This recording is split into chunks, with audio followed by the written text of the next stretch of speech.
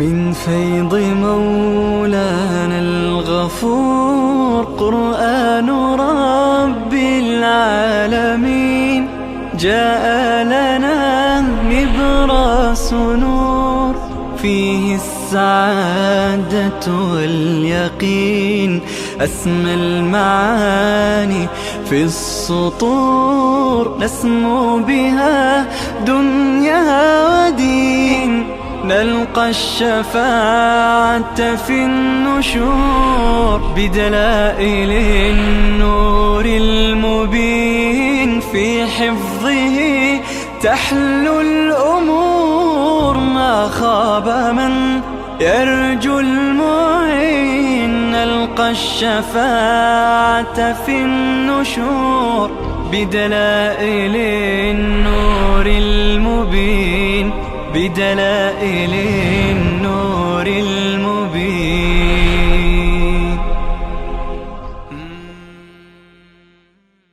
الشيطان الرجيم. بسم الله الرحمن الرحيم. الذين آتيناهم الكتاب يتلونه حق تلاوته أولئك يؤمنون به ومن يكفر به فأولئك هم الخاسرون. صدق الله العظيم. اللهم صل على سيدنا محمد. بعد از اینکه الله عزوجل زجر و توبیخ‌هایی بر یهود و نصارا بیان فرمود و به رسول الله صلی الله علیه و سلم و مسلمانان تذکر دادند که هرگز این قوم از شما راضی و خوشنود نمیشه مگر زمانی که شما از آراء منحرفه اونها و اهوا و خواهشات اونها پیروی کنید، اون زمان از شما راضی میشه. بنابراین مواظب باشید که ذره تمایل به اونها نشان ندهید، ذره به اون سمت و سو نروید و اگر این کار را کردید خدا هم شما را رها میکند. ما لک من دون الله من ولی ولا نصیر. اکنون دلیل نقلی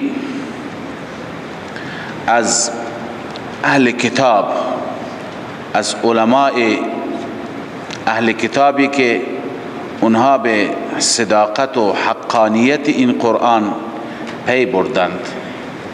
الله تعالی می فرماید الذین یتلون الکتاب الذین آتیناهم الکتاب یتلونه حق تلاوته. کسانی که ما به اونها کتاب دادیم اونها کتاب را تلاوت می کنند حق تلاوت. ببین تلاوت دو نوع هست، یکی اونه که تلاوتی باشد که حق تلاوت در اونجا رعایت بشه و یکی هست که حق تلاوت ادا نمیشه. حق تلاوت را خدمت شما عرض می کنم. اما این افرادی که خداوند عزوجل اونها را تعریف می کند و ستایش می فرماید و دلیل از اونها نقل می کند، این افراد کیه هستند؟ اونچه که مفسرین می فرمایند اینها افرادی هستند از علماء یهود که به رسول الله صلی الله علیه و سلم ایمان آوردند. چنانچه مفسر ضحاک می گوید قال الضحاک هم من آمن من اليهود الذين آتيناهم الكتاب. کیا هستند؟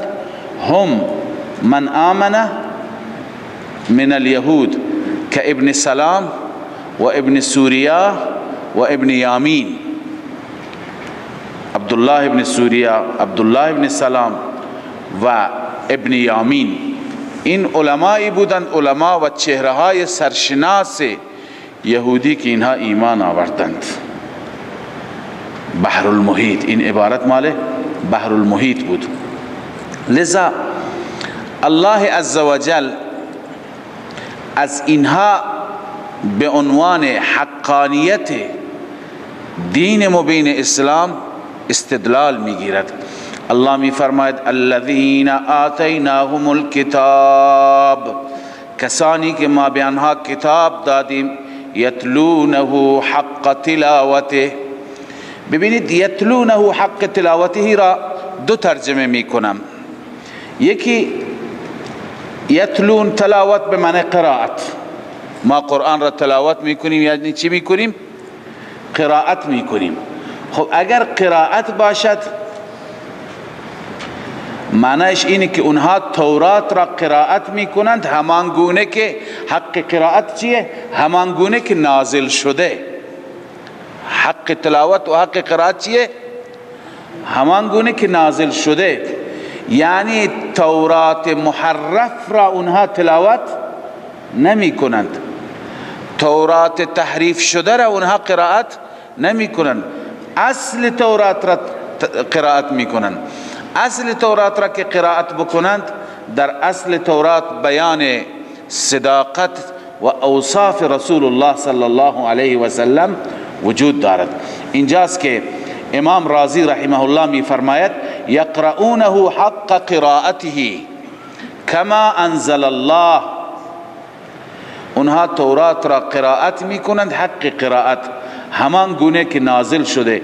ولا یحرفون الکلم عن مواضعه، کلمه ای را از جایش جابجا نمی کنند.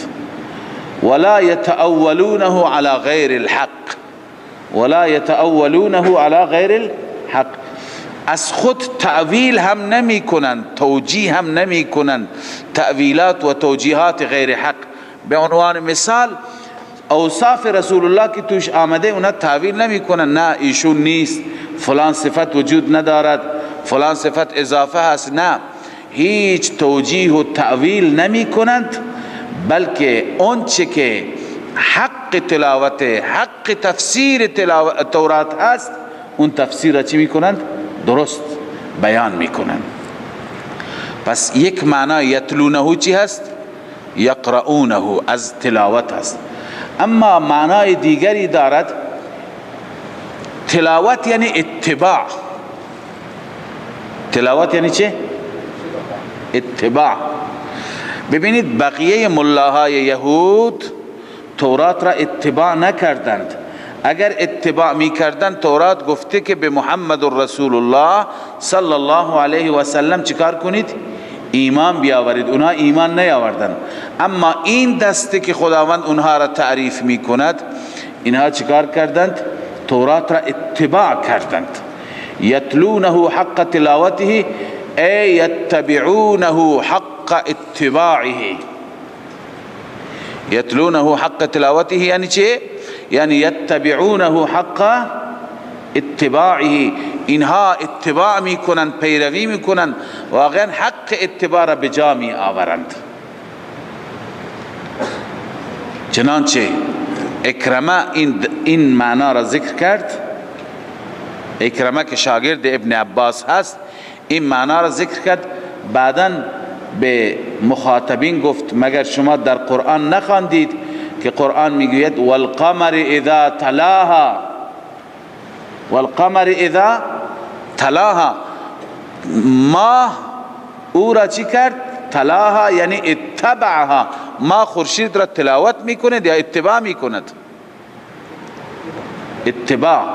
لذا این عبارت قرطبی هست ای یتبعونه حق اتباعه.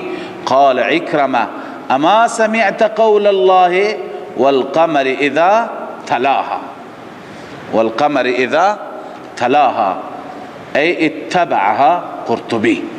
پس بر اساس این ترجمه و این تفسیر معنی این میشه که این علماء حقه یهود واقعا تورات را اتباع می کنند. تورات چه دستور داده؟ ایمان به پیامبر خاتم، به پیامبر آخر الزمان. اینها چیکار می کنند؟ ایمان می آورند. الله می فرماید الذین آتیناهم الکتاب، کسانی که ما به آنها کتاب دادیم. مثل کی؟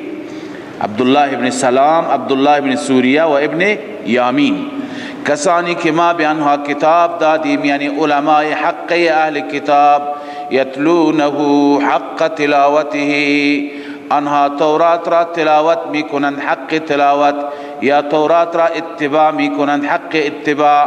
اولئک یؤمنون به، این افراد، این دست ایمان میآورند به، به پیامبر، اینها به رسول الله صلی الله علیه و سلم ایمان میآورند، اما گروه دیگر ایمان نمیآورند. اونها که ایمان نمیآورند تکلیفشون چیه؟ رب العالمین میفرماید و من یکفر به فاولئک هم الخاسرون. هر کسی به او ایمان نیاورد، یعنی به رسول الله به یا بذلک القرآن، هر دوم احتمال گفتند. هر کسی که ایمان نیاورد به رسول الله صلی الله علیه و سلم و به قرآن ایمان نیاورد، فاولئک هم الخاسرون. این انسان ها خودشون زیانکارند، خودشون را به ضرر دادند، ضرر خودشون کردند، خدا ضرر نکرد. لذا الله عزوجل تعریف می کند از بنی اسرائیل که ایمان آوردند. یا بنی اسرائیل، مجددا ترغیب گذشته، مجددا ترغیب گذشته. الله عزوجل در ابتدای این بحث هم نعمتهای خودش را یادآوری کرد، در پایان بحث هم نعمتها را یاد. اینجا آخر بحث چی هست؟ یهود هست و روی سخن با یهود بود. ببینید این همه نعمت خدا به شما کرد، نعمت خدا به پدران شما عنایت فرمود، به آبا و اجداد شما، از چه مهلکه هایی، از چه سختی هایی، از چه جور و ظلمی که فرعون نسبت به شما روا داشت، شما را خدا آزاد کرد، نجات داد و چه ملکی به شما داد، ملک داد، پادشاهی داد، نبوت داد، پدران شما همه انبیا. آیا این همه احسان رب العالمین با شما دارد؟ نمی طلبد که شما هم در مقابل رب تسلیم بشید، شما شرک نکنید، توحید را قبول کنید، پیامبر او و فرستاده او را قبول کنید، ایمان بیاورید. لذا الانسان عبید الاحسان. وقتی که به انسان یادآوری کنی که من این همه خوبی به تو کردم، الان حرف من گوش کن، انسان در مقابل احسان دست میبندد. لذا این احسان میطلبد که شما یهود دست ببندید، تسلیم دعوت رب العالمین بشید، اما یهود نمک به حرام تسلیم نشدند. الله می فرماید یا بنی اسرائیل، ای فرزندان یعقوب، ای بنی اسرائیل، اذکروا نعمتی التي انعمت علیکم، یاد کنید شما نعمتهای من را. بنویسید مادی و معنوی. تنها نعمت مادی خدا نداد، تنها پادشاهی و ملک خدا نداد، خدا نبوت داد، دین داد، ایمان داد، توحید داد. اذکروا نعمتی التي انعمت علیکم، یاد کنی نعمتهای مرا، آن نعمتهایی که من انعام کردم بر شما، به شما عنایت کردم. و دیگه این نعمت به علاوه اون نعمتها، و انی فضلتکم علی العالمین، و این که من رب العالمین شما را فضیلت دادم بر همه عالمیان. عالمیان کدوم عالمیان؟ عالمی زمانهم، بر عالمین زمان خودشان. اونها بر امت رسول الله فضیلتی ندارند. کنتم خیر امه، امت رسول الله چی هست؟ بهترین امت است. پس بر عالمین زمان خودتون شما را فضیلت دادم. واتقوا یوما لا تجزی، خداوند نفی می کند طرق نجات دنیا را. قبلا هم این را تفسیر کردم، عرض کردم. در دنیا چه صورتهایی هست برای نجات؟ یا پارتی هست، یا رشوه هست، یا سفارش و شفاعت هست، یا حزب و گروه و قوم انسان است. یا پارتی انسان را نجات میده، یا اینکه انسان رشوه میده، یا اینکه کسی مقام بالاتری میاد شفاعت میکنه میگه این را نجات بده، این را اعدام نکن، این را آزاد کن. یا اینکه کسی را زندان میکنند، طرفدارانش چیکار میکنند؟ جنگ میکنند، سلاح به دست میگیرند، تو خیابون ها میریزند تا اینکه اون انسان را چیکار میکنند؟ دولت ها آزاد میکنند. میترسند از مردم، از قیام عمومی میترسند. الله میفرماید این راههای نجات که در دنیا برای یک انسان گرفتار پیش می آید، این راههای نجات پیش ما نیست. اونجا پارتی نیست، اونجا رشوه نیست، اونجا سفارش و شفاعت قهری وجود ندارد. واتقوا یوما، الله می فرماید بترسی شما از روزی که لا تجزی نفس عن نفس شیئا، دفع نمی کند، دور نمی کند هیچ نفسی از نفس دیگر چیزی را. یعنی هیچ انسانی نمی تواند پارتی انسان دیگری قرار بگیرد. ولا یقبل منها عدل، طریق دوم رشوه. الله می فرماید ولا یقبل منها عدل، پذیرفته نمیشه از آن نفس کافره از آن نفس پذیرفته نمیشه، عدل رشوه پذیرفته نمیشه. سوم شفاعت قهری، ولا تنفعها شفاعت، و نفع نمیدهد به هیچ انسانی شفاعتی، چنان شفاعتی که بیاد او را قهرن و اجبارا نجات بده. و نفی طریق چهارم، ولا هم ینصرون، و آنها حزبی دارند، گروهی دارند، قومی دارند که یاری بشوند. کسانی بیان اونها را یاری بکنند، کسانی بیان برای اونها ببندند، چنین چیزی وجود ندارد. لذا بترسید از آن روز ای بنی اسرائیل، ای ملاهای یهود که گرفتار بشید، اونجا دردی برای شما دوا نمیشه، همینجا توبه بکنید. ترسیدن چیه؟ توبه در همین دنیا. و اذ ابتلی ابراهیم ربه بکلمات فاتمهن. اینجا بحث یهود بود تا اینجا، سخن تمام شد. اکنون الله عزوجل یک سخن عمومی تری که هم روی سخن با یهود است، هم مسیحیان هست، هم مشرکین مکه هست، هم صابیها هست، با همه هست، الله تعالی بیان می فرماید. و این سخن در واقع این را عنوانش را بگذارید دلائل بر صداقت و رسالت رسول الله صلی الله علیه وسلم، اثبات صداقت و رسالت رسول الله صلی الله علیه وسلم. ببینید در این آیات خداوند از حضرت ابراهیم میگوید. ابراهیم علیه السلام پیغمبری هست که همه او را قبول دارند. یهود میگفت ما ابراهیمی هستیم، جد ما هست اسرائیل ابن اسحاق ابن ابراهیم. مسیحیان میگفتن ما بر ملت ابراهیم هستیم. صابیها که خودشون را نسبت میدادن میگفتن دین ما دین ابراهیمی.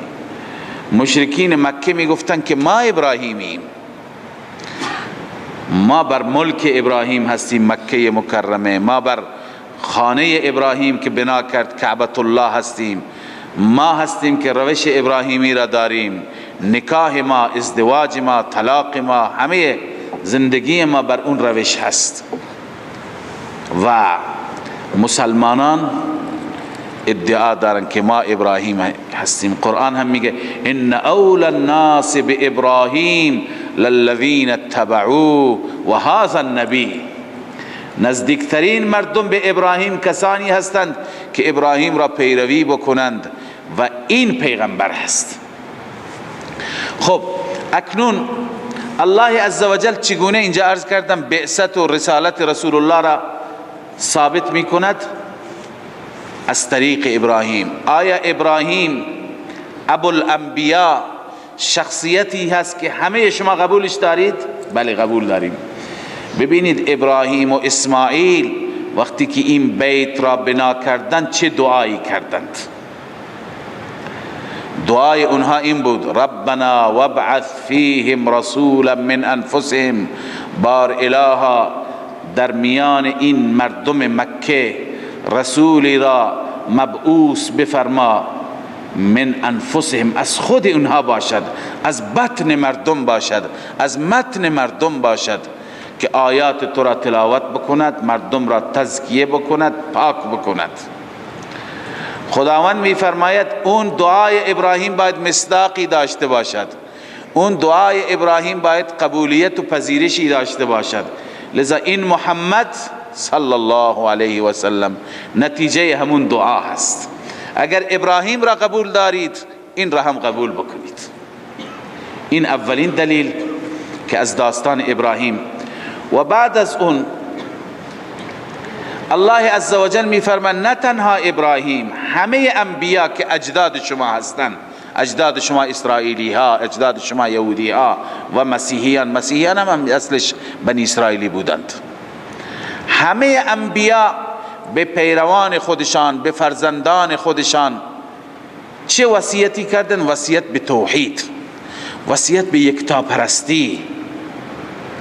الان دین خودتون را مقایسه بکنید، نه در دین یهود یکتاپرستی هست، نه در مسیحیان، نه در صابئه، نه در مشرکین. یکی فرشته را میپرستد، یکی عزیر را میپرستد، یکی عیسی را میپرستد. همه انبیا و اولیاء و فرشتگان و جنات را شما دارید میپرستید. تنها دینی که در اون دین یکتاپرستی هست، توحید هست، دین اسلام، دین محمد صلی الله علیه و سلم. پس این دلیل دوم که این پیغمبر چی هست؟ این پیغمبر به حق است. این پیغمبر نتیجه وصیت دین، این نتیجه وصیت همه انبیا و آبا و اجداد خود شماست. و وصى بها ابراهیم و بنیه و یعقوب. یعقوب کیه؟ اسرائیل، نه؟ شما هم بنی اسرائیل. پس ببینید اینها دلائل هستن بر حقانیت و بر رسالت رسول الله صلی الله علیه و سلم. پس این که بحث ابراهیم آغاز شد، هدف خداوند قصه و داستان نیست که بعضی میگه از اینجا داستان ابراهیم شروع میشه.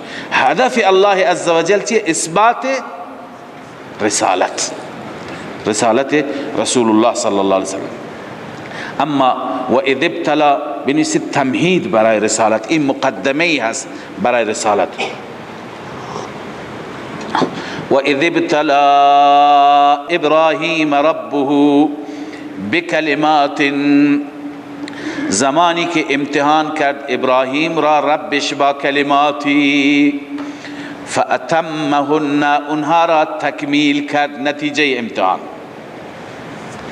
ببینید ابراهیم، امتحان ابراهیم معروف است. ابراهیم را خداوند با چی امتحان کرد؟ بعضی جوابهای مختلف مفسرین دادند. بعضی ها خصال را میگویند، خصال عشره را. ابراهیم علیه السلام بعضی خصلتها را انجام میداد، مثلا اعفاء اللحیه و قص الشوارب، ریش گذاشتن و شوارب را، سبیل را چی کردن؟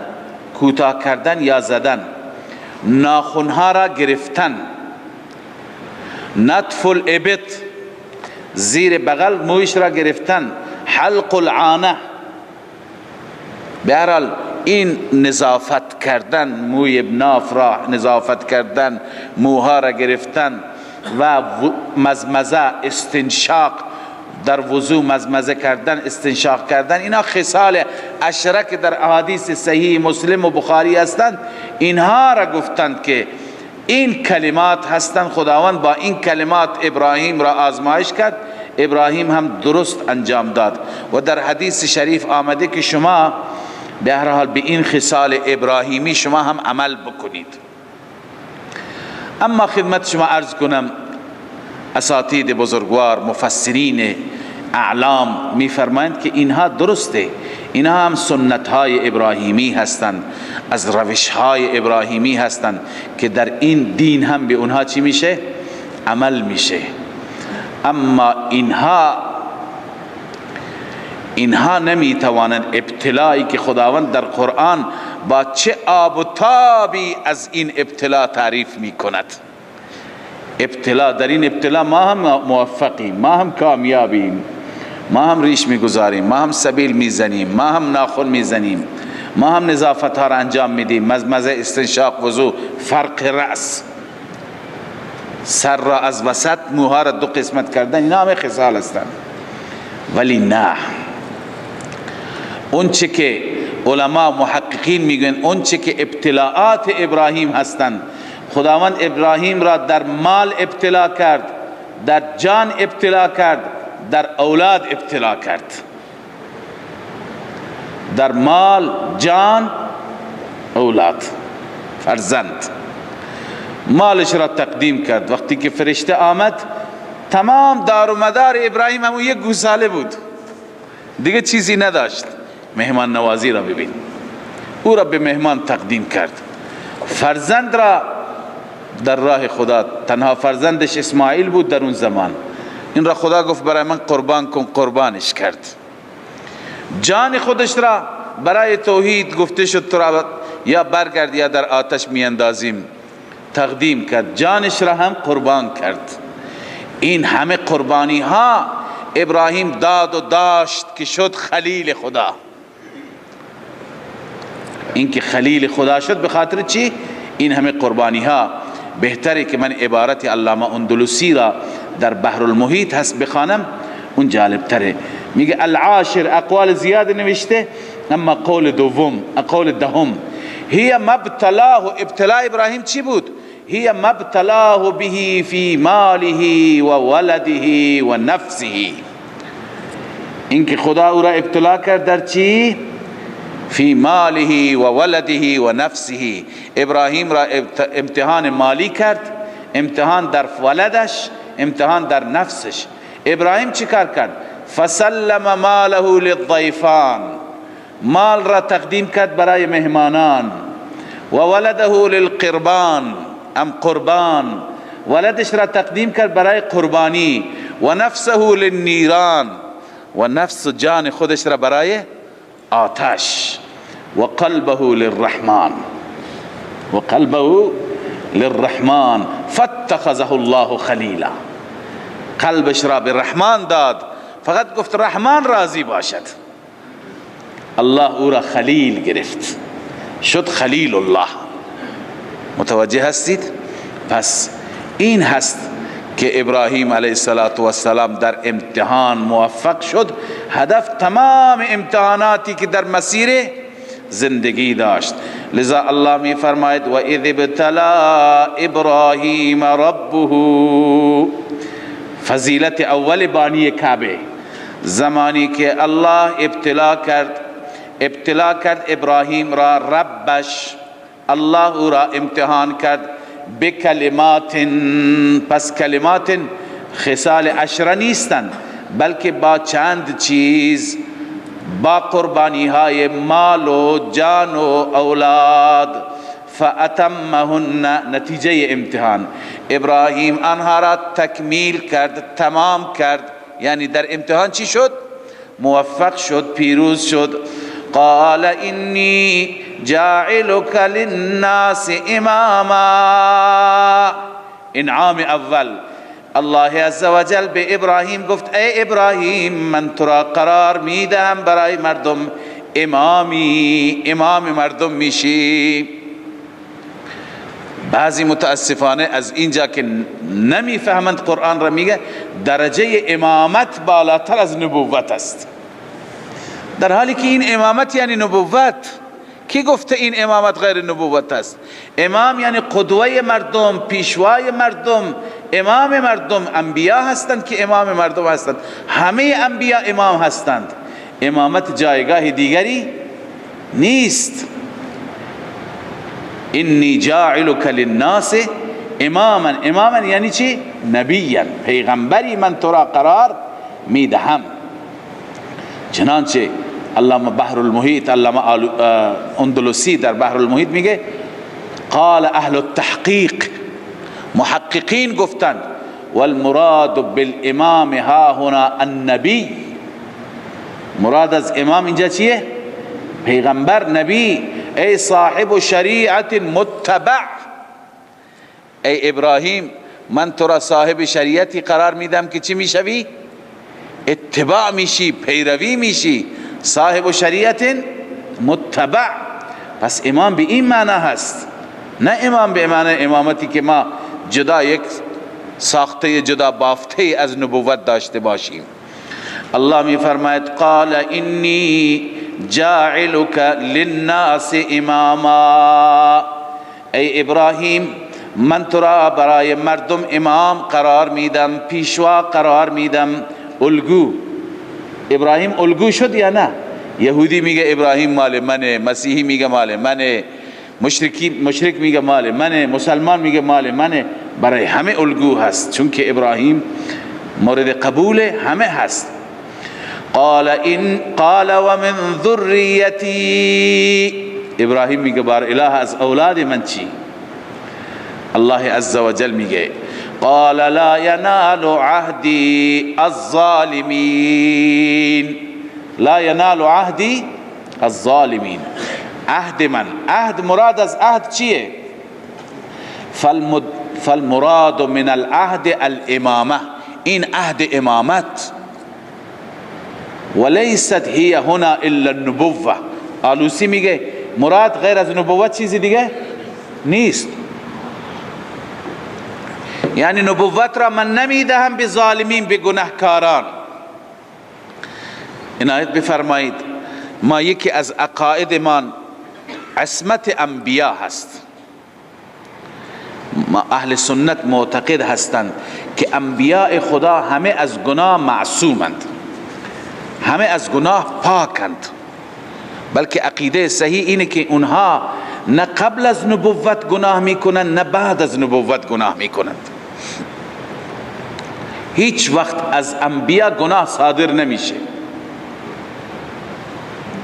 قبل از نبوت حتی هم. به طور مثال قبل از نبوت، قبل از اینکه پیغمبر بشه، در زمان قبل از پیغمبری، پیغمبر بلا تشبیه شراب بخورد. بعد از پیغمبری وقتی که شراب حرام بشه به مردم بگه مردم نخورید، میگن خودت تا دیروز میخوردی، امروز به ما میگه نخور. اگر دیروز گناهی کرده باشد به مردم بگه شرک کرده باشد، بگه نکن، میگه خودت تا دیروز میکردی. فلان عمل را نکن. لذا به این خاطر که دامن انبیا پاک باشد، خداوند افرادی را برای نبوت برمیگزیند که قبل از نبوت هم اونها چی؟ گناهی مرتکب نشده باشند، که یک وقتی مردم ایراد نگیرند. شما ببینید در تمام قرآن در هیچ جای نمیتوانید اشکالی و ایرادی از مردم بیاورید که بگویند قبل از نبوت شما اینطور بودید الان اینطور شدی برای ما. نه خیر، هر جا که ایراد میگرفتند میگفتند که ساحر است، جادوگریه، دیوانه هست، شاعر هست، کاهن هست. لقب‌های هم مربوط به همون زمان. به قبل از نبوت هیچ جای پیغمبر نکته سیاهی ندارد که مردم انگشت بگذارد. اینجاست که رسول الله صلی الله علیه و سلم قبل از نبوت لب به شراب نگذاشت، به طرف نامحرم به بدی. الله عزوجل کلا معصوم آفرید که هیچ نکته سیاهی در دامن پاک این انسان پاک نباشد. همه انبیا اینطور هستند. اما خب شاید شما بگید بعضی جاها نسبت به انبیا مسائلی مطرح شده. حضرت ابراهیم 3 بار خلاف گفتند، در حدیث میاد 3 کذبات آمده. یا حضرت آدم گفتند نخورید، درخت خوردند. اینها را انشاءالله که در این عصمت انبیا اشکال وارد میکنند، به اونجا آیاتشون برسیم انشاءالله پاسخ خواهیم داد. ولی دلیل و آیه‌ای که علما استدلال میگیرند بر عصمت انبیا همین آیه هست. قال لا ینال عهدی الظالمین. خدا میفرماید عهد من یعنی عهد نبوت، پیغمبری به ظالمین نمیرسه، کسانی که ظلم بکنند یعنی گناه بکنند. یعنی ای ابراهیم هر کسی از اولاد تو گناهکار باشند اونها را من پیغمبر قرار نمیدم. بقیه که گناهکار نباشند از میان اونها هم نبی تعیین میکنم. چنانچه تمام انبیاء از اولاد حضرت ابراهیم بودن بعد از ابراهیم علیه السلام. لذا الله فرمود لا ینال عهدی الظالمین، عهد من یعنی عهد نبوت شامل ظالمین نمیشه، حاصل نمیشه ظالمین و گناهکاران را. و اذ جعلنا البیت مثابة للناس و امنا، الله اینجا فضائل کعبه را بیان می فرماید. وقتی که قرار دادیم ما بیت را، بیت الله را مثابة للناس، مثابه یعنی محل رجوع مردم، جای رجوع مردم. مثابة للناس، مثابه تا مبالغه هست، یعنی بار بار رجوع میکنند. چقدر شما مشتاق هستید از بیت الله برمیگردی دوباره برنامه ریزی میکنی، پول جمع میکنی، ثبت نام میکنی دوباره برم. الله میفرماید جای رجوعی برای مردم. و امنا، و اونجا را جای امنی قرار دادیم. واتخذوا من مقام ابراهیم مصلا، بگیرید مقام ابراهیم را جای نماز. رب العالمین می فرماید اون مقامی که به عنوان یادگاری از ابراهیم و باقی مانده اونجا را نماز بخوانید. و این فضیلت ابراهیم. و عهدنا الى ابراهیم و اسماعیل. و عهدنا، عهد وقتی که متعدی باشه با اله به معنی توصیه و امر هست. به معنی چی هست؟ توصیه و امر. عهدنا معنی چی آقای بیدل؟ وصینا، امرنا. متوجه شدید؟ و عهدنا ای وصینا، امر کردیم. و عهدنا الی ابراهیم، ما وصیت کردیم ابراهیم را، ما دستور دادیم ابراهیم را و اسماعیل را ان طهرا، اینکه پاک بکنید بیت من را للطائفین والعاکفین. طهرا پایینش بنویسید ظاهرا و باطنا، بیت من را ظاهرا و باطنا پاک بکنید. للطائفین، برای آفاقی ها، طائفین میگویند کسانی که خارج از مکه میآیند. والعاکفین، برای اهل مکه، برای باشندگان مکه. یعنی اینها این بیت پاک بشه ظاهرا و باطنا. پاکی ظاهری مشخص نظافت، پاکی باطنی از شرک، از بت پرستی، از غیر الله پرستی پاک بشه. والرکع السجود، برای رکوع کنندگان و برای سجده کنندگان پاک باشد. الله عزوجل اینجا مناجات ابراهیم را و دعای ابراهیم را که آخر این دعا رسالت رسول الله را اثبات می کند اون را یاد می کند. الله می فرماید یاد کن و اذ قال ابراهیم رب اجعل هذا بلدا، دعای اول زمانی که گفت ابراهیم علیه السلام بار اله پروردگارا قرار بده این شهر را بلدا امنا، شهر امنی قرار بده، شهری که امنیت باشد، اینجا شلوغ نباشد، اینجا ناامنی نباشد. امنا آمنا مثل تامر هست، تامر یعنی ذات تمر، ذات تمر. لابن یعنی چه؟ زالبن، کسی که شیر دارد بهش میگه لابن، کسی که خرما داره بهش میگه تامر، یعنی چی دارد؟ خرما دارد. این آمنن یعنی زا امنن، آمنن زا امنن. پروردگارا این شهر را شهر امنی بگردان.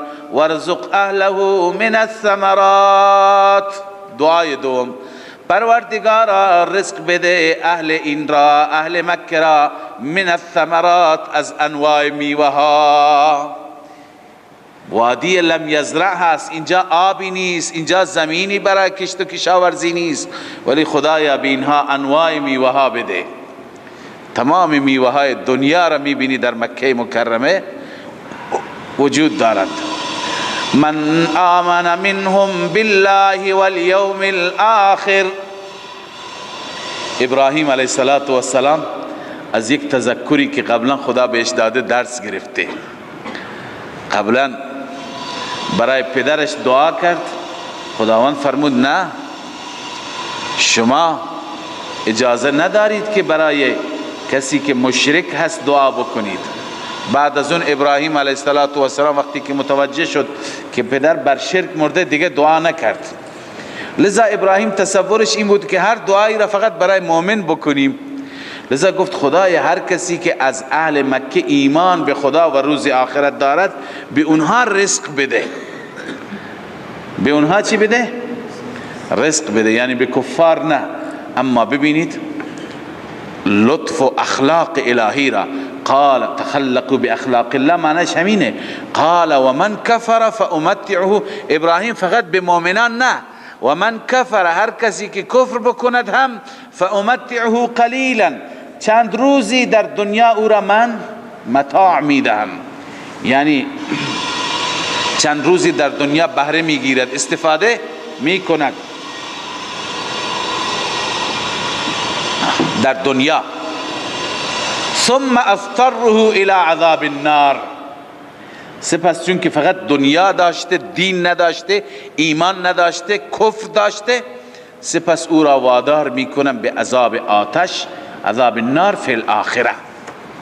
و بئس المصیر، بسیار مرجع بدی هست، جای رجوع بدی هست این آتش. خداوند همه مؤمنین را پناه بده. و اذ یرفع ابراهیم القواعد، دعای بعدی ابراهیم. بنویسید اخلاص بانی کعبه. اخلاص، واقعا اخلاص تأثیر دارد. اخلاص کار خودش را می کند. اخلاص تأثیرش برای همیشه در دنیا می ماند. خانه ای را که با اخلاص بسازد فقط برای خدا. و اذ یرفع ابراهیم القواعد من البیت و اسماعیل،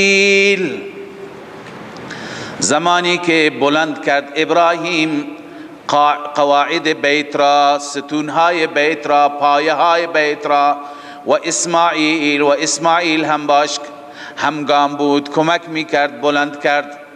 ربنا، بنویسی یقولان، میگفتند هر دو، یعنی در حالی که کار میکردند و پایه را، اساس را میگذاشتند و اساس را داشتند که بلند میکردند، هر دو این گونه دعا میکردند.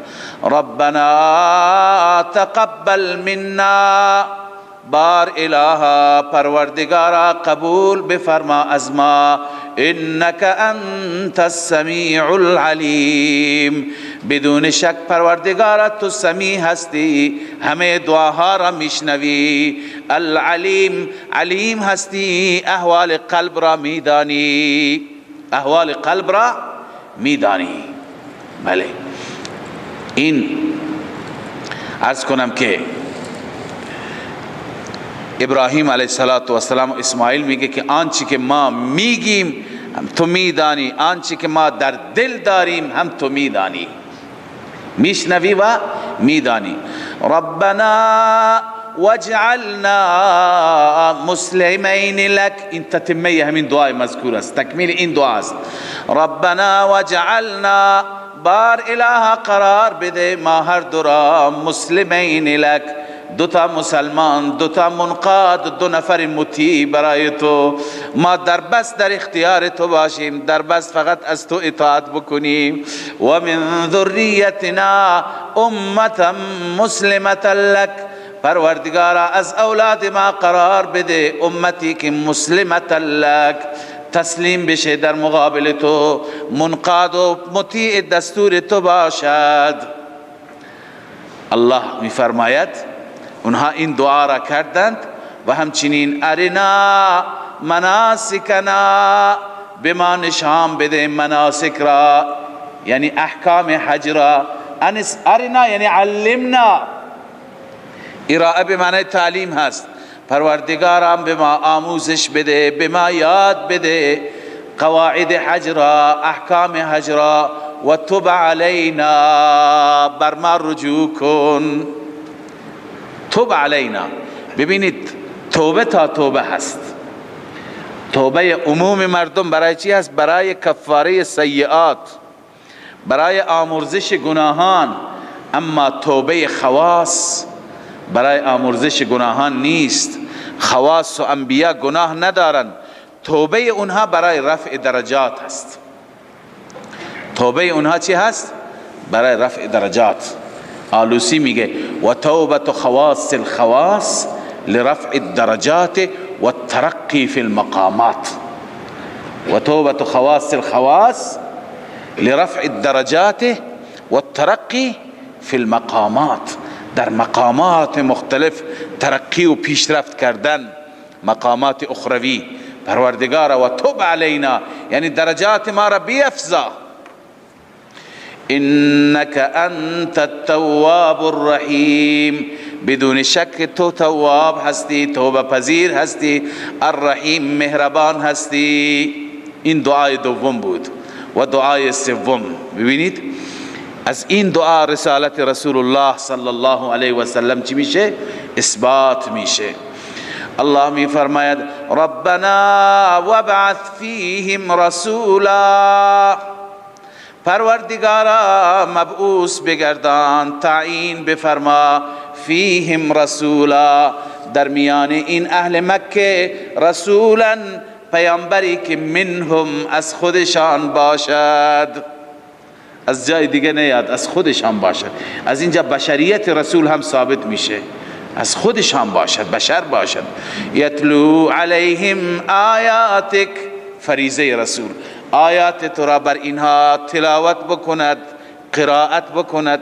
و یعلمهم الکتاب، و کتاب را برای به اینها تعلیم بدهد، دستورات خدا را تعلیم بدهد. والحکمه، و حکمت را، حکمت تفسیر همون کتاب هست، فهم کتاب. قال قتاده الحکمة السنة و بیان النبی الشرائع. قرطبی قال قتاده الحکمة السنة و بیان النبی الشرائع. حکمت یعنی سنت و اینکه پیغمبر شریعت را، احکام را، مسائل را، جزئیات را بیان بکنه. ابراهیم علیه السلام و اسماعیل دعا میکنند چنین پیغمبری باشد که یعلمهم الکتاب، کتاب به اونها تعلیم بده. والحکمه، پس حکمه میتونه بنویسی وحی غیر مطلوب، حکمت به اونها تعلیم بده. و یزکیهم، اونها را پاک بگرداند، اخلاقشان را، عقاید گندهشان را، عقاید بدشان را پاک بگرداند. خدایا چنان پیغمبری مبعوث بفرما. انک انت العزیز الحکیم، بدون شک بار اله تو عزیز هستی، تو غالب هستی. الحکیم، در کارهای تو حکمت هست، تو میتوانی، تو قدرتش را داری و هرگاه که حکمت تو تقاضا بکند این کار را انجام میدی. لذا الله عز وجل محمد رسول الله صلی الله علیه و سلم را به اثر اون دعای ابراهیم علیه السلام مبعوث کرد و برای اهل مکه تعیین کرد. پس از اینجا چی ثابت شد؟ رسالت، نبوت رسول الله صلی الله علیه و سلم. خب الان روی سخن به سوی همه این گروه ها هست، یهود، مسیحیان، مشرکین. شما که خودتون را ابراهیمی میدانید، این دعای ابراهیم و این پیغمبر نتیجه دعای ابراهیم. الان بیایید ایمان بیاورید، بیایید تسلیم بشید و از ملت ابراهیم، این ملت ابراهیمی است، این دین ابراهیمی است. از این دین ابراهیمی اعراض نمی کند، روی گردانی نمی کند مگر کسی که سفیه باشد، احمق باشد. الله می فرماید و من یرغب عن ملت ابراهیم، چه کسی رغبت می کند؟ استفهام انکاری هست به معنی نفی. یعنی شما می دانید که رغبت وقتی که با اله صله‌اش اله باشد به معنی چی هست؟ میل. رغب الیه یعنی مال الیه، تمایل پیدا کرد به اون سمت و سو. اما وقتی که صله‌اش عن باشد به معنی چی میاد؟ اعراض میاد، روگردانی. بس اینجا یرغب عن آمده، عن که بیاد به معنی اعراض. و من یرغب عن ملت ابراهیم، اعراض نمی کند، روگردانی نمی کند، عن ملت ابراهیم، از ملت ابراهیم، از دین ابراهیم، الا من سفه النفس، مگر کسی که نفسش را سفیه بکند. یعنی چی؟ یعنی نفسش را ذلیل بکند. سفاهت ذلت است دیگه. ای جعل نفسه مهانة ذلیلة، جعل نفسه مهانة ذلیلة. الله می فرماید ولقد اصطفیناه فی الدنیا، به درستی که ما برگزیدیم ابراهیم را در دنیا، و انه فی الاخرة لمن الصالحین، و همچنین ابراهیم در آخرت از صالحین است. ببینید صالحین، یک درجه صالحین در میان عموم مردم هست. بعضی مردم هستند صالحینند، اما در میان انبیا صالحین باز یک جایگاه دیگه هست. مثل همون توبه که توبه خواص فرق میکنه با توبه عوام، صالحین خواص هم فرق میکنه در صالحین. کسی که از ماه انشاءالله صالحین باشد معنی اینه که در میان بقیه مردم ویژه هست. کسی که از انبیا صالحین باشد معنیش چیه؟ در میان انبیا او ویژه هست، در میان انبیا می درخشد. ابراهیم علیه السلام این گونه هست. و انه فی الاخرة لمن الصالحین، در آخرت از صالحین است. اذ قال له ربه اسلم، زمانی که رب به او گفت اسلم، تسلیم باش. اسلم دو معنا دارد. یا معنیش اینه که اسلم یعنی تسلیم باش، اسلم نفسك الى الله، اسلم نفسك الى الله و فوض امرك الیه. خازن گفته، تفسیر خازن چی میگه؟ اسلم نفسك الى الله و فوض امرك الیه. ای ابراهیم نفست را به خدا تسلیم بکن و امرت را به خدا بسپار. یک معنی اینه. یک معنی دیگر اسلم به معنی اخلص، مخلص باش، هر کار را برای خدا انجام بده. معنی دوم اسلم به معنی چی؟ اخلص. تفسیر خازن بازم میگه اخلص دینک و عبادتک لله واجعلها سلیمه. اخلص دینک و عبادتک لله، دین و عبادتت را خالصا برای خدا قرار بده. واجعلها سلیمه یعنی سالم بگردان اونها را ناپاک با عبادت غیر نگردان. لذا اذ قال له ربه اسلم، چگونه خدا او را برگزید؟ وقت استفا میتونی بنویسید، زمان استفا. چه زمانی او را خدا برگزید، مصطفیش کرد؟ اذ قال له ربه اسلم، زمانی که او را پروردگار گفت تسلیم باش، خودت را به خدا بسپار، یا اینکه همه کارهایت را با اخلاص انجام بده. قال اسلمت لرب العالمین، من تسلیم شدم در مقابل رب العالمین، هرچی که مولای من بگوید. و بعد ابراهیم تنها برای خودش این را نداشت، برای اولادش هم همین وصیت را کرد. عرض کردم دلیل دوم صداقت رسول الله چیه؟ اینه که ببینید همه پدران شما از ابراهیم گرفته تا اسحاق تا اسماعیل تا یعقوب همه وصیت کردن به توحید، به یکتا پرستی. پس ببینید دین شما یهود یک پرستی را ثابت میکند یا دین اسلام؟ در مسیحیت یکتا پرستی است یا در اسلام؟ در دین مشرکین مکه یکتا پرستی است یا در دین اسلام؟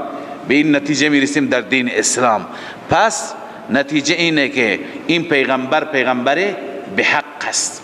اکنون وصیت را گوش کنیم.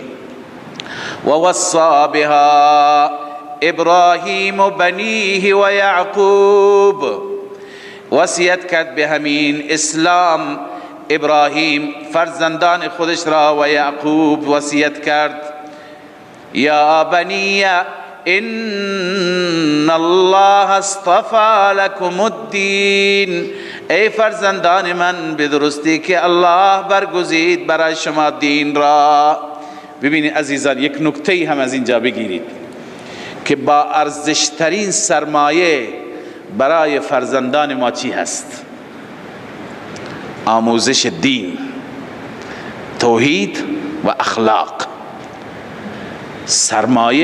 سرمایه مادی نیست، سرمایه دنیا نیست، اونا هم نعمت خدا هستند، اما اولا انسان باید به فکر این سرمایه باشد. هم و غم چی باشد؟ دیندار ماندن فرزندان. فردا میمیریم، طوری برنامه ریزی بکنیم که فرزندان ما دیندار بمانند، دیندار باشند، با خدا باشند. این سنت ابراهیمی است و نه تنها سنت ابراهیمی بلکه سنت همه انبیا. اونها حتی در لحظات موت نمی گفتند که فلان گوسفندان مال فلانی، فلان منزل مال فلانی، فلان، بلکه در لحظات موت هم اونها به فکر دین بودن. وصیتشون چی بود؟ دین بود. لذا باید از قرآن بگیریم که برای فرزندانمون اگر میخوایم چیز با ارزش بگذاریم، دین و ایمان و تقوا را بگذاریم، توحید و یکتاپرستی را بگذاریم. لذا طوری برنامه ریزی بکنیم هم برای آموزششان هم برای بعد از حیات خود ما. الله می فرماید و وصى بها ابراهیم و بنیه و یعقوب، ابراهیم فرزندانش را به همین چیز وصیت کرد و همچنین یعقوب. یا بنی ان الله اصطفى، ای فرزندان من به درستی که الله برگزیده برای شما دین را، فلا تموتن الا وانتم مسلمون، ببینید که نمیرید مگر مسلمان بمیرید، یکتاپرست بمیرید، موحد بمیرید. ام کنتم شهداء اذ حضر یعقوب الموت، یهودیت چی میگفتن؟ میگفتن نخیر، یعقوب فرزندان خودش را به یهودیت وصیت کرد. به چی؟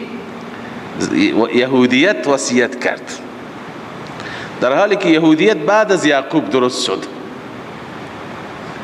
یهودیت، دین یهودیت بعد از یعقوب، حضرت موسی از اولاد یعقوب هست، چند نسل بعد. الله تعالی میپرسد ام کنتم شهدا، مگه شما حاضر بودید؟ شما اونجا تشریف داشتید که حضرت یعقوب به دین یهودیت وصیت کرد؟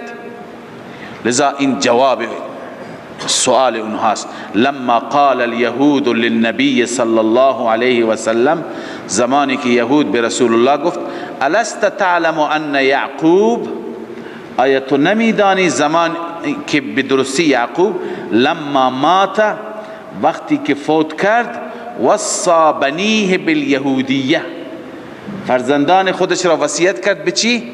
یهودیت. جلالین، وصى بنیه بالیهودیت، فرزندان خودش را وصیت کرد به یهودیت.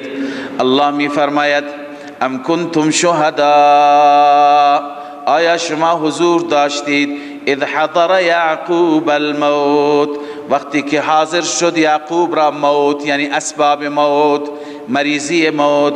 اذ قال لبنیه ما تعبدون من بعدی، این وصیت یعقوب، این مکالمه یعقوب و گفتگوی یعقوب با فرزندان. اذ قال لبنیه، زمانی که گفت یعقوب برای فرزندانش ما تعبدون من بعدی، ای فرزندان شما چرا عبادت میکنید من بعدی، یعنی بعد موتی. قالوا نعبد الهک، فرزندان گفتن بالاتفاق، همه گفتن نعبد الهک، ما پرستش میکنیم معبود تو را، و اله آبائک، و همچنین معبود پدران تو را، معبود ابراهیم را، معبود اسماعیل را، معبود اسحاق را. الهک مبدل منه هست، الها واحدا بدل هست. الها یعنی کدوم اله، کدوم خدا؟ خدای یگانه. الها واحدا، خدای یگانه را. و نحن له مسلمون، ما تسلیم او هستیم، ما منقاد و مطیع او هستیم. او را تسلیم در مقابل او هستیم. در چی؟ بنویسید فی العقیدة والعمل، در عقیده و عمل ما تسلیم او هستیم. الله عزوجل میفرماد پدران شما به این چیز وصیت کردند. خب پدران ما بودند، پدران ما بودند، آیا پدری اونها، نبوت اونها، صالح بودن اونها به ما نفعی نمیرساند؟ الله میفرماید جواب این شبهه تلک امت قد خلت، این یک امتی بود که گذشت. این انبیا بود، اینها انبیا بودند، صالحین بودند، گذشتند. لها ما کسبت، برای آنهاست آنچه که کسب میکنند از عمل، من العمل.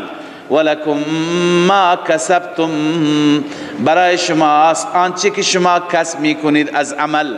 ولا تسألون عما كانوا يعملون، شما سوال نمیشوید از عمل کردی اونها، از اعمال اونها شما را نمیپرسن، شما را از عمل خودتون میپرسن شما چه کردید. الله عزوجل اکنون زجر بیان میفرماید بر یهود، بر نصارا، با وجود این دلائل که ابراهیم، اسحاق، یعقوب همه توصیت به یکتاپرستی کردن، باز هم اینها به مردم میگن یهودی بشید. یهودی بشی یعنی مشرک، چون یهودیت شرک داشت. مسیحی بشی یعنی مشرک باش، چون که اونجا عیسی اله بود، مریم اله بود. الله میفرماید وقالوا كونوا هودا او نصارى تهتدوا، زجر با نقل قول. می گفتند یهودی باشید یا نصرانی باشید، تهتدو، هدایت میشید. چی میشید؟ هدایت میشید. جواب زجر قل چیه؟ جواب زجر قل بل ملت ابراهیم حنیفا. بل ملت، اینجا نتبعو مقدر است، بل نتبع، بلکه ما پیروی میکنیم از چی؟ از ملت ابراهیم. بل ملت ابراهیم حنیفا، ما از شما تبعیت نمی کنیم، ما یهودیت را و نصرانیت را اتباع نمی کنیم، بلکه ما اتباع می کنیم دین ابراهیمی را. حنیفا، اون دینی که یک سو بود، یک سو بود از همه ادیان. و ما کان من المشرکین، نبود ابراهیم از مشرکین. بنویسی فی العقیدة والعمل، نه اعتقادا شرک میکرد، نه عملا شرک میکرد، فعلا شرک نمیکرد، نه اعتقادا. قولوا آمنا، خلاصه ملت ابراهیمی. قولوا آمنا، بگویید شما، اعلام بفرمایید شما، آمنا بالله، ما ایمان داریم به خدا، به توحید خدا، به یکتا پرستی. و ما انزل الینا، آنچه که به سوی ما نازل شده، یعنی قرآن و سنت. و ما انزل الی ابراهیم، آنچه که نازل شده به سوی ابراهیم. و اسماعیل، و آنچه که نازل شده به سوی اسماعیل، اسحاق، یعقوب والاسباط، و اولاد یعقوب. همه انبیاء اولاد چی بودند؟ یعقوب بودند. و ما اوتی موسی و عیسی، بالخصوص آنچه که موسی و عیسی داده شد از حکم و معجزات، ما به اونها ایمان داریم. و ما اوتی النبیون من ربهم، آنچه که همه انبیاء از جانب پروردگارشان داده شدند، ما به اونها ایمان داریم. لا نفرق بین احد منهم، ما ایمان داریم در حالی که، حال هست برای آمنا، ما ایمان داریم در حالی که تفریق نمی کنیم، جدایی نمی کنیم بین احد منهم، بین هیچ کس از آنها، بین هیچ کس ما جدایی نمی کنیم. ما فرق قائل نیستیم بین انبیا. ببینید اینجا سوالی وارد میشه که شما چطور فرق قائل نیستید؟ شما میگید محمد رسول الله از همه چی هست؟ بهتر است، افضل تر است، نمیگویید؟ سید المرسلین نمیگید؟ یعنی چه؟ یعنی سردار تمام مرسلین هست. مگر شما در قرآن نگفتید، نخواندید تلک الرسل فضلنا بعضهم علی بعض، بعضی از پیغمبران را بر بعضی فضیلت دادیم. پس این فرق هست یا نیست؟ چطور میگه فرق قائل نیستیم؟ اینجا یک جمله بنویسید، این اشکال خود به خود حل میشه. ببین لا نفرق بین احد منهم بان نؤمن ببعض و نکفر ببعض. مثل شما یهود و نصارا نیستیم که به بعضی ایمان بیاوریم به بعضی ایمان نیاوریم. موسی را قبول داریم، عیسی را قبول نداریم. عیسی و موسی را قبول داریم، محمد را قبول نداریم. یهود و مسیحی اینطور بودن. یهود میگفتن ما عیسی را قبول داریم، عیسی را قبول نداریم. و مسیحیان میگفتن چی؟ ما موسی و عیسی را قبول داریم ولی محمد را قبول. اینطور ما نیستیم که بأن نؤمن ببعض و نکفر ببعض. پس ما تفریق ایجاد نمی کنیم از نظر ایمان، یعنی از نظر ایمان هیچ فرقی نداره برای ما. همونطور که محمد پیغمبره، موسی هم پیغمبره، اما از نظر فضیلت چرا؟ با هم فرق دارند. پس عدم تفریق در چیه؟ در ایمان. و نحن له مسلمون، و نحن له مسلمون، ما فقط و فقط برای او تسلیم میشیم. اینجا یک نکته توحیدی بسیار جالب اینجا هست، و نحن له مسلمون. دو آیه بعدتر است و نحن له عابدون. یک آیه بعد از اون است و نحن له مخلصون. یعنی چه؟ ما فقط و فقط تسلیم در مقابل الله، ما فقط عابد الله، ما فقط مخلص الله. اینا قابل تعمق اند این کلمات. معنیش اینه که ای اهل ایمان به یهود و نصارا اعلام کنید که ما به همه پیغمبران ایمان داریم، احترام میگذاریم، اما جلوی یک معبود خم میشیم. پیغمبر از خدا نیست. پیغمبر چیه؟ پیغمبر هست اما خدا نیست. همین فرق دین اسلام با بقیه ادیان. بقیه ادیان پیغمبران را در محبت پیغمبران افراط کردند، غلو کردند، بردند اونها را فرزند خدا قرار دادند، بردند اونها را جزئی از خدا قرار دادند، بردند اونها را درجه خدایی دادند. گفتند همونطور که حاجات را از خدا باید خاص، از پیغمبران هم میتونیم بخواهیم. متاسفانه بعضی جهال و غلات هستند در این دین هم همین کار را میکنند. پیغمبر را میبرند همسط خدا قرار میدهند، اولیاء را میبرند برابر خدا قرار میدهند، ائمه را میبرند برابر خدا قرار میدهند. جهال شیعه و سنی فرق نمی کند. لذا اینجا اشاره به همین نکته توحیدی هست که اینها همه پیغمبران ایمانشون واجب، احترامشون واجب، اما عبادت میکنیم فقط او را. و نحن له مسلمون و نحن له مخلصون و نحن له عابدون. پیا پی این جملات آمده فقط برای او، فقط در مقابل او. متوجه شدید؟ لذا الله می فرماید فَإِنْ آمَنُوا بِمِثْلِ مَا آمَنْتُمْ بِهِ فَقَدْ اهْتَدَوْا. دعوت به ایمان. این یهود اگر ایمان بیاورن مثل ایمان شما، خطاب چه کسانی را هست؟ رسول الله و صحابه را. باز هم ایمان صحابه اینجا الگو قرار گرفت. ایمان توحیدی شما معلوم میشه که این ایمان ایمانی هست که خدا این را میپسندد، خدا این ایمان را دوست دارد. از نظر خدا این ایمان ایمان مقبولی هست که این را الگو قرار میده، این را نمونه قرار میده. میگه اگر اونها ایمان آوردم مثل ایمان شما. اگر یهود، اگر مسیحیان، اگر مشرکان ایمان بیاورن مثل ایمان شما ای رسول الله و ای یاران رسول الله، ما و اصحابیم چو کشتی نوح، هر که دست اندر زند یابد فتوح. هر کسی که این کشتی را سوار بشه، هر کسی که این مسیر را اختیار بکنه، ما انا علیه و اصحابی، هر کسی این مسیر را اختیار بکنه اون نجات مییابد. هر کسی ایمانش مثل ایمان صحابه رسول الله باشد، اون انسان نجات می. خدا میگه، من نمیگم.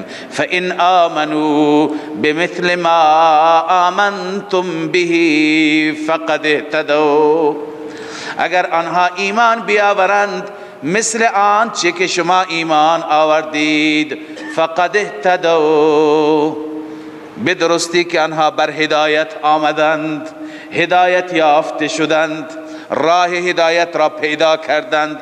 و ان تولوا، اگر آنها پشت بدهند، اعراض بکنند، راه شما را انتخاب نکنند، مسیر شما را انتخاب نکنند، فلا عجب، جای تعجب نیست.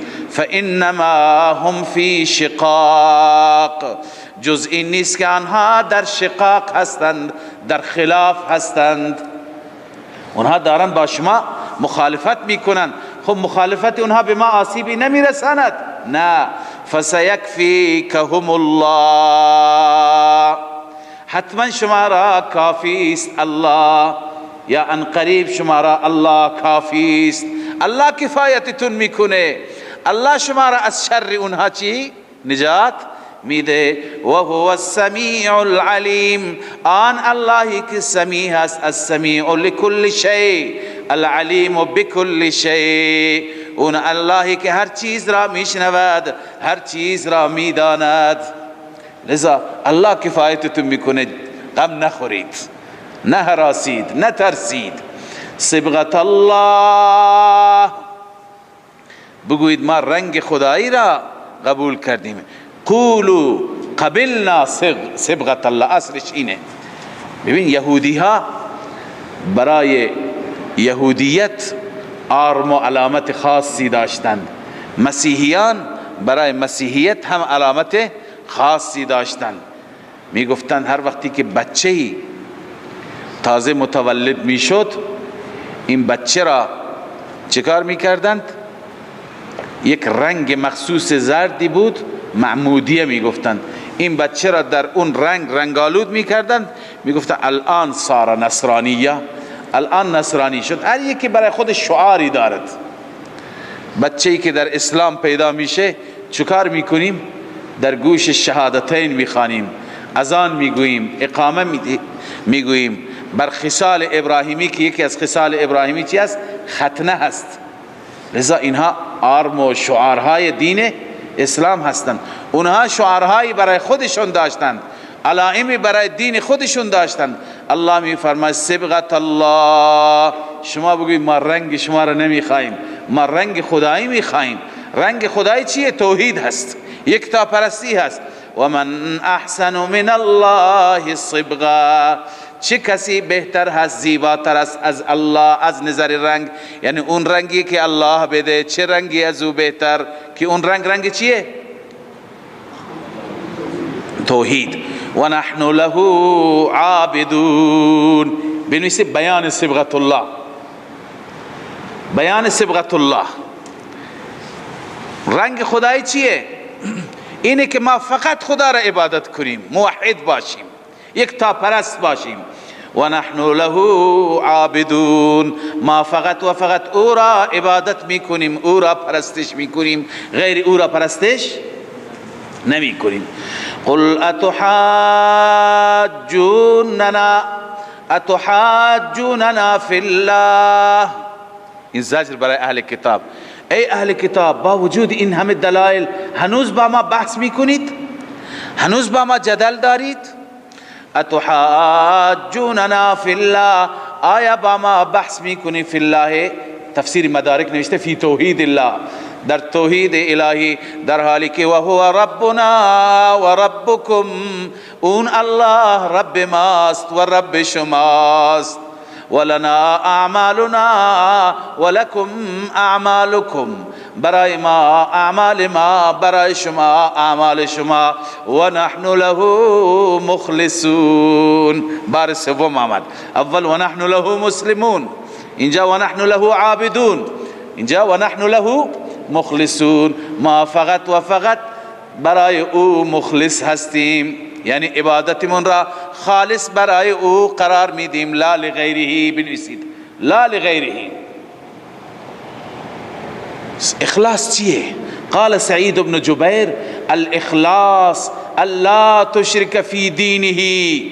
سعید بن جبیر اینه که میگه که اخلاص اینه که اولا کسی را شریک قرار ندهی در دینش. یعنی چه؟ در دین، در عبادت ها هیچ کسی را شریک خدا قرار ندی.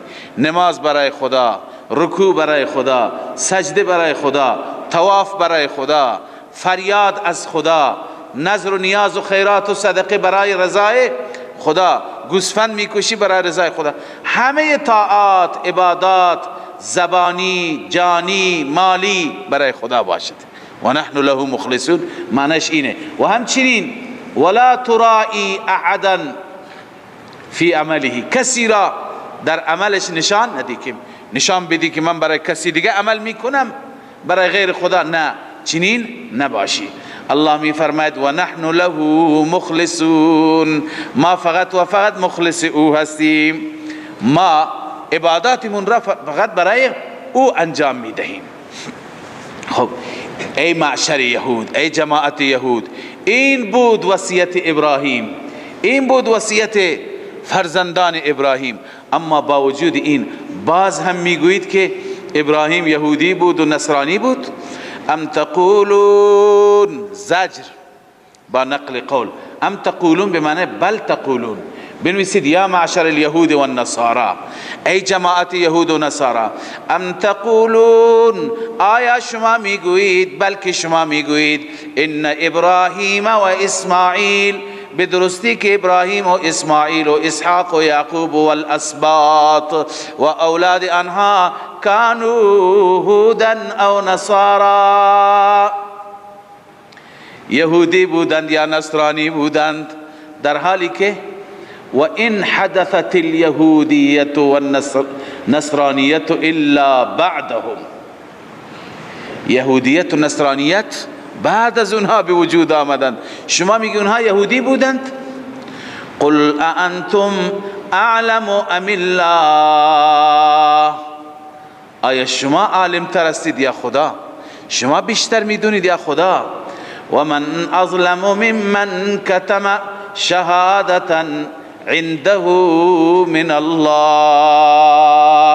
چه کسی ظالم تر از اون انسانی که کتمان کند شهادت را، گواهی را که نزد اون انسان هست، کتمان می کند من الله، از خدا. چه کسی ظالم تر؟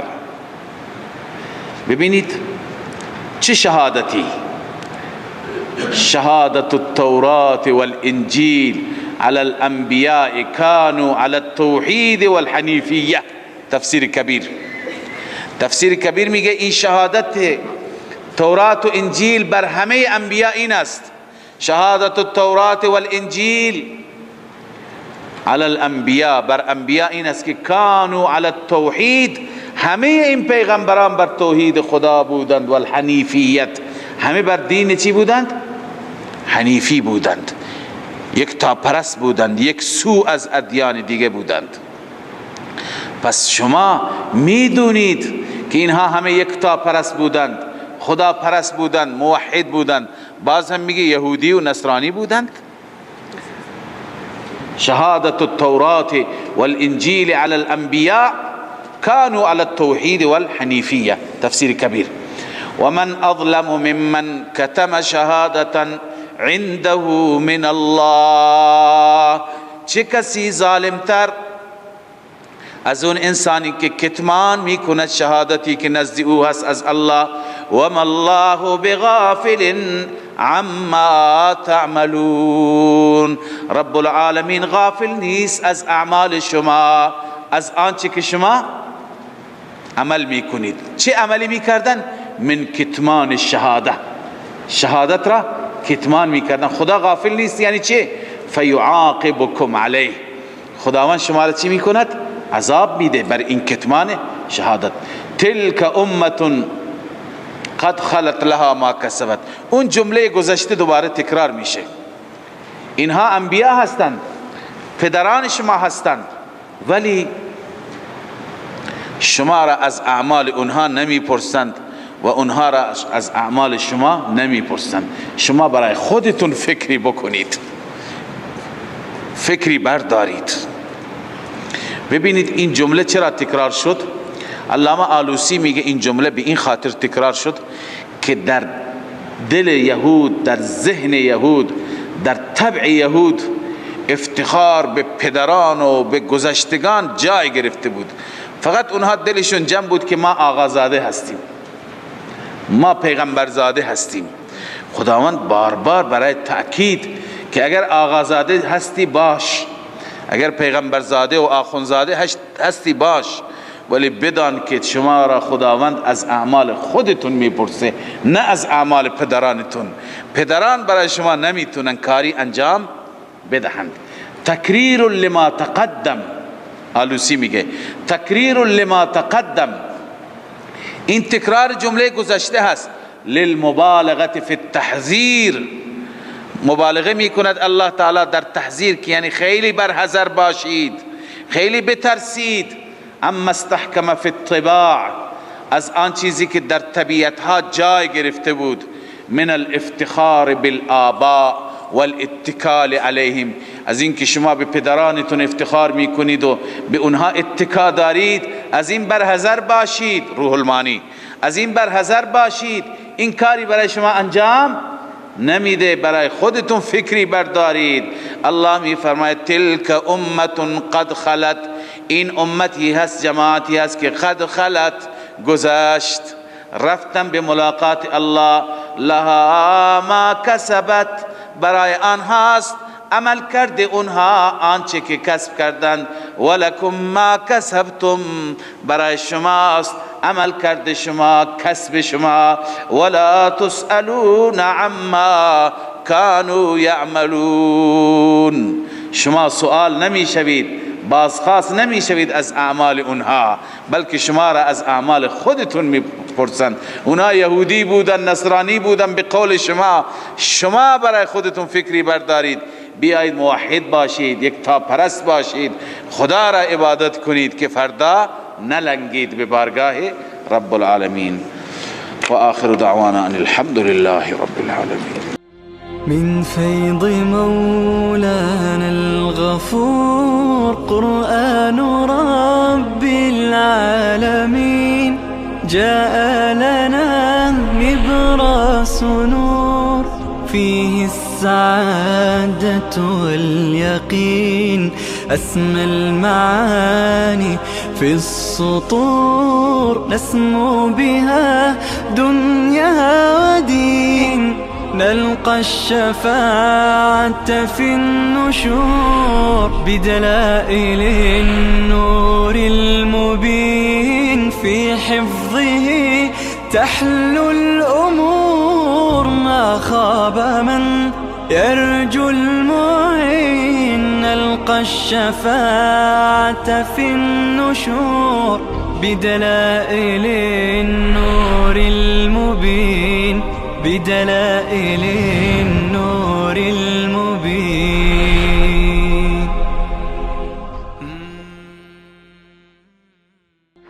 من فيض مولانا الغفور قرآن رب العالمين، جاء لنا نبراس نور فيه السعادة واليقين.